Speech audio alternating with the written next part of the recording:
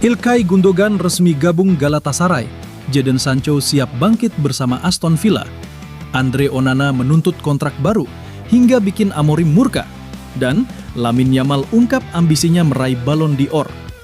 Semua kabar panas dari dunia sepak bola kami rangkum spesial buat kamu hanya di Run Sport.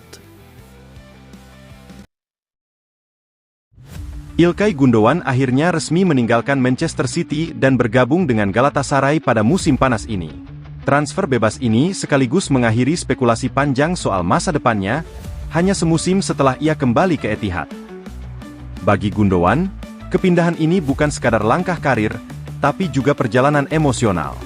Ia lahir di Jerman dalam keluarga pendukung fanatik Galatasaray, sehingga transfer ini terasa seperti pulang ke akar. Guardiola pun diuntungkan karena skuad City menjadi lebih ramping. Saya sangat bahagia. Ini hari membanggakan bagi saya dan keluarga. Harapannya bisa cepat beradaptasi dengan tim dan bermain sepak bola yang menyenangkan, ujar Gundogan.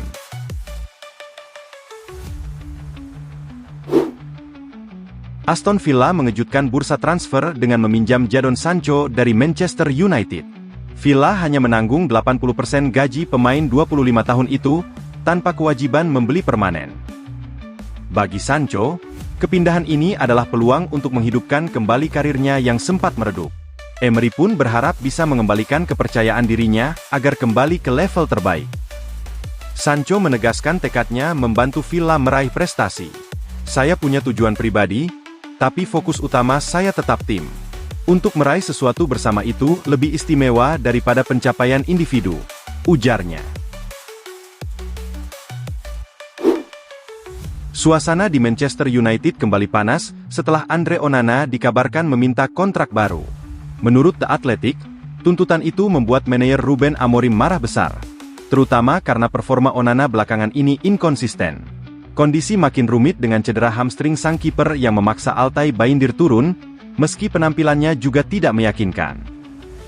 Manajemen akhirnya bergerak di bursa transfer dengan merekrut Senne Lammens, usai gagal mendatangkan Emiliano Martinez yang terlalu mahal. Meski begitu, United tetap menolak tawaran Monaco senilai 30 juta pound untuk Onana, tanda bahwa klub masih melihatnya penting dalam rencana tim.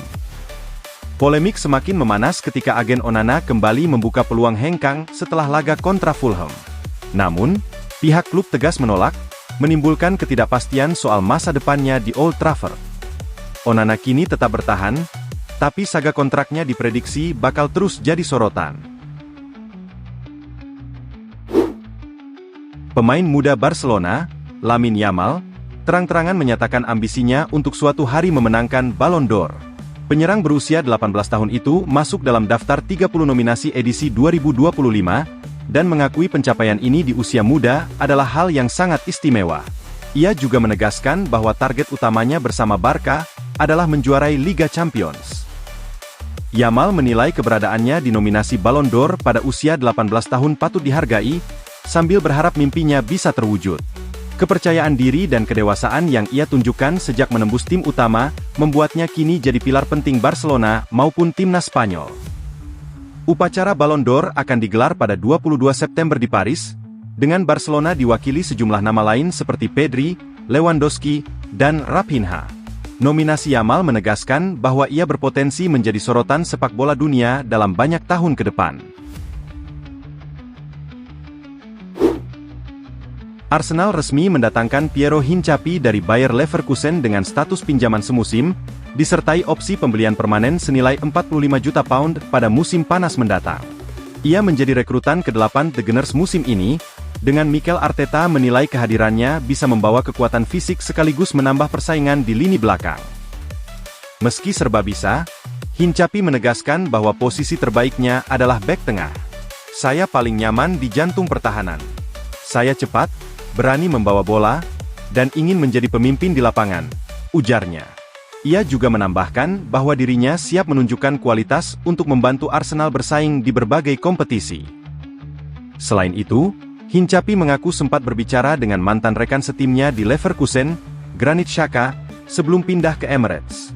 Menurutnya, Xhaka selalu memberikan kesan positif tentang Arsenal, yang semakin meyakinkannya untuk mengambil tantangan baru di Premier League.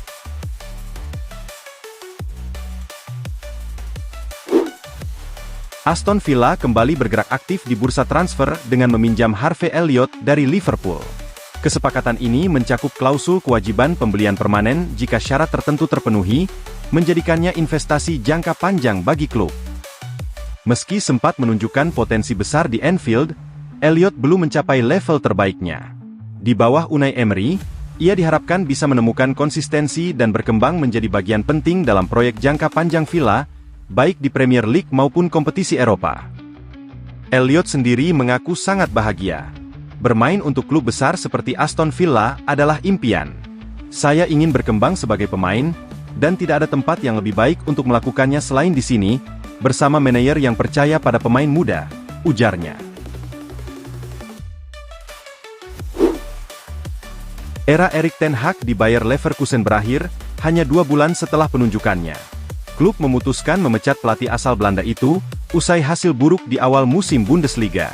Menurut Sport Bild, keputusan ini membuat Leverkusen harus membayar hampir 6 juta euro untuk gaji dan pesangonnya. Sejak awal, penunjukan Ten Hag menuai keraguan pasca masa sulitnya di Manchester United. Hasil imbang kontra Hoffenheim dan Werder Bremen memperkuat keraguan itu, sementara tensi internal memanas setelah ia berselisih dengan dewan klub soal transfer Granit Xhaka. Sikap kerasnya juga disebut membuatnya terisolasi di ruang ganti. Pemecatan ini menjadi pukulan untuk Leverkusen sekaligus reputasi Ten Hag. Klub kini harus segera menata ulang ambisi domestiknya, sementara masa depan Ten Hag di level tertinggi kian diragukan. Petualangan Dele Alli di Italia berakhir lebih cepat dari yang diperkirakan. Kontraknya bersama Como resmi diputus setelah sang gelandang berusia 29 tahun, hanya semusim merumput di Serie A. Sebelumnya, Dele pernah membela Tottenham, Everton, hingga Besiktas, pinjaman musim 2022-2023, namun karirnya terus menurun dalam beberapa tahun terakhir. Kini, ia tidak lagi terikat dengan klub manapun. Sebagai agen bebas, Dele Alli tetap berpeluang bergabung dengan tim baru meski jendela transfer sudah ditutup. Status ini membuatnya bisa menandatangani kontrak kapan saja jika ada klub yang berminat. AC Milan dilaporkan sempat mempertimbangkan bek Paris Saint-Germain, Presnel Kimpembe, di hari terakhir bursa transfer. Laporan L'Équipe yang dikutip Milan Post menyebut Rossoneri tertarik pada pemain berusia 30 tahun itu, namun negosiasi lebih lanjut tidak terjadi karena keterbatasan waktu. Meski gagal terwujud, Milan diyakini akan kembali mencoba mendatangkan Kimpembe pada Januari. Bek berkaki kiri itu dianggap cocok dengan kebutuhan taktis Massimiliano Allegri, serta bisa menambah kedalaman skuad untuk menghadapi jadwal padat.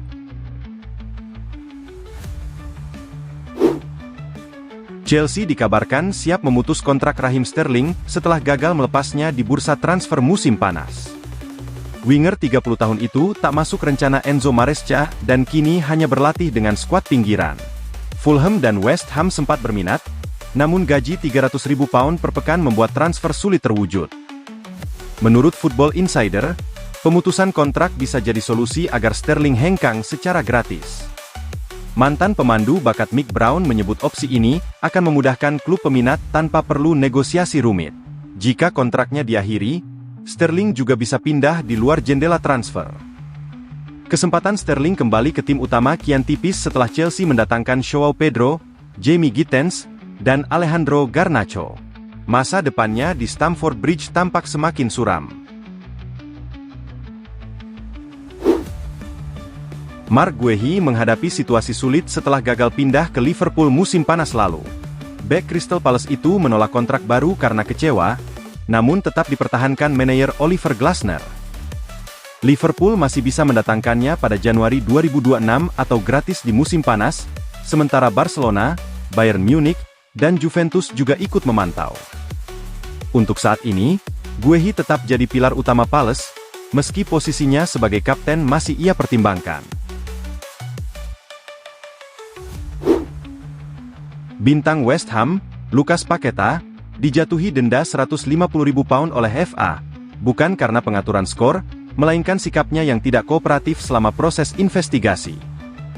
Kasus ini bermula dari dugaan Paqueta sengaja mencari kartu kuning untuk kepentingan taruhan pada periode 2022-2024. Meski tuduhan utama tidak terbukti, Ia dinyatakan melanggar aturan FAF3 karena gagal memberikan informasi lengkap dan menolak menjawab pertanyaan penyelidik. FA menegaskan, hukuman ini menjadi peringatan keras agar para pemain bekerja sama penuh dalam penyelidikan. Menurut laporan The Times, FA bahkan siap menanggung biaya hukum West Ham yang bisa menembus lebih dari £1 juta demi menuntaskan kasus ini. Hari terakhir bursa transfer di Santiago Bernabeu berjalan tenang, tanpa aktivitas masuk maupun keluar. Namun, sempat muncul kabar Girona mencoba meminjam Andriy Lunin, hanya 6 jam sebelum jendela ditutup. Proposal itu ditolak Real Madrid karena dinilai terlalu terlambat. Girona kemudian beralih ke Dominik Livakovic yang resmi mereka rekrut. Meski belum dimainkan Xabi Alonso, Lunin berpeluang mendapat kesempatan karena sang pelatih dikenal gemar merotasi para pemainnya. Kiper asal Ukraina itu kini memasuki musim ketujuhnya di Madrid dengan 62 penampilan dan kontrak hingga 2030, meski peluang tampil reguler masih terbatas. Athletic Bilbao gagal memulangkan Aymeric Laporte pada detik akhir bursa transfer. Menurut Diario AS, transfer dari Al Nassr batal karena dokumen tak terkirim ke sistem FIFA tepat waktu, meski sang bek sudah menunjukkan komitmen sejak awal Agustus. Athletic bahkan menyiapkan dana €10 juta untuk membantu pemutusan kontrak, namun semuanya sia-sia. Akibat keputusan FIFA, Laporte baru bisa kembali membela Bilbao paling cepat Januari 2026, kecuali banding ke CAS yang kini tengah dipertimbangkan berhasil. Mantan pelatih Barcelona Juvenil A, Oscar Lopez, mengaku sangat senang dengan keputusan Fermin Lopez bertahan di Camp Nou. Dalam wawancaranya dengan Sport, Lopez menegaskan kontinuitas sang gelandang tak bisa dinegosiasikan, bahkan saat ada tawaran dari klub besar. Menurutnya, Fermin telah menunjukkan loyalitas luar biasa kepada Barca. Lopez yang pernah melatih Fermin selama 3 musim juga bangga bisa ikut membentuk perkembangannya. Ia menilai bertahannya Fermin adalah kabar besar bagi masa depan Barcelona, karena kualitas dan karakternya sulit tergantikan.